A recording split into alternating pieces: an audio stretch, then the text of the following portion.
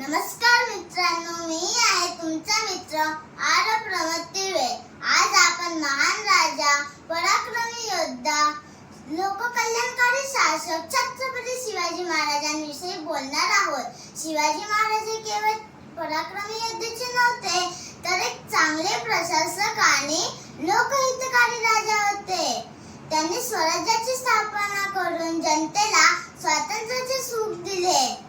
त्यांनी स्वराज्याचे समानता, न्याय आणि आदरावर आधारलेले होते। शिवाजी महाराजांनी मावळ्यांसोबत मिळून अनेक किल्ले जिंकले आणि स्वराज्याचा विस्तार केला। त्यांच्या धोरणे शत्रूवर पराक्रमाने विजय मिळवणे आणि आपण लोकांचे सुरक्षा करणे असे होते। त्यांना स्त्रियांबद्दल खूप आदर होता।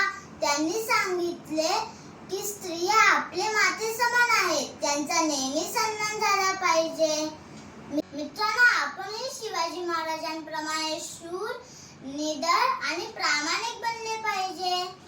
आपले कार्य प्रामाणिकपणे पार पाडले पाहिजे आणि सत्याच्या मार्गाने चालले पाहिजे।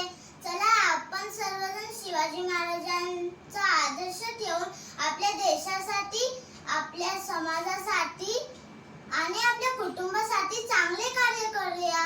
राजे तुम्हीच अस्मिता, तुम्हीच महाराष्ट्राची शान, जगती तुम्हीच छत्रपती, तुम्हीच आमचा स्वाभिमान।